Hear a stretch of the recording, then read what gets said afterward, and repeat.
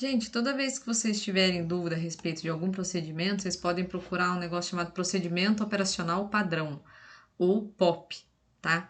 Então, no caso aqui, eu escolhi o Procedimento Operacional Padrão de Cuidados com o Corpo após o óbito da Universidade Federal do Triângulo Mineiro, tá? É bem detalhado, tá? Então, vocês podem encontrar isso com facilidade na internet.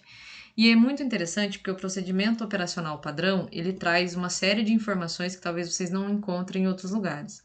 Por exemplo, conceito. Qual que é o conceito desse procedimento?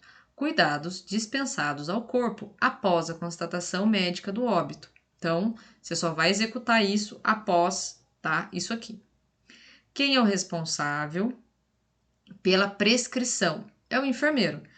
Então, o médico atesta o óbito e o enfermeiro, com esse atestado de óbito, faz a prescrição do preparo, tá?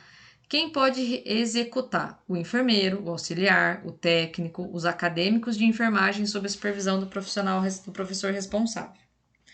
Finalidade, tá? Remover os dispositivos, limpar, tamponar e identificar o corpo, colocar o corpo em posição anatômica para o sepultamento, tá? Isso é muito importante, tá, gente? Indicação. Qual que é a indicação? O corpo após a constatação do óbito, certo? Então, você não vai fazer esse procedimento operacional padrão com alguém que não tenha constatação de óbito. Ah, professora, mas acontece que a maquininha lá já fez pi. Não interessa. Somente depois que o médico assinar o atestado de óbito que você pode fazer esse preparo. Ah, mas o enfermeiro já prescreveu, mas tem o atestado?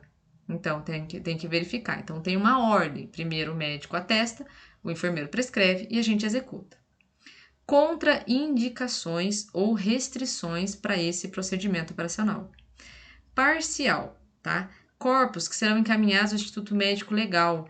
Esse tipo de situação normalmente é morte violenta, morte por assassinato, briga, feminicídio, tiroteio, tráfico de drogas. Então, esse tipo de morte violenta, autoextermínio, né?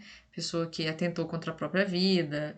Então, nesses casos, o corpo vai para o IML. Então, a gente aguarda as novas ordens. Então, vamos supor, foi trazido para o hospital uma pessoa que foi encontrada aparentemente enforcada. Por que eu digo aparentemente? Porque ela foi encontrada com vida, com uma corda no pescoço, por exemplo. Deu entrada no hospital, foi feita toda a manobra, não sei o quê.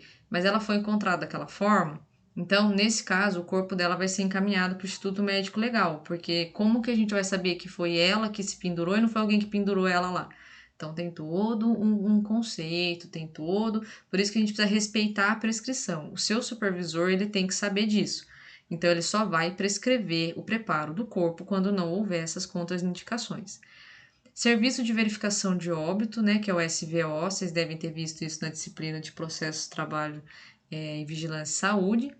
E ou necropsia não necessitarão ser tamponados, tá? Então, são alguns critérios, tá, que podem excluir o preparo do corpo.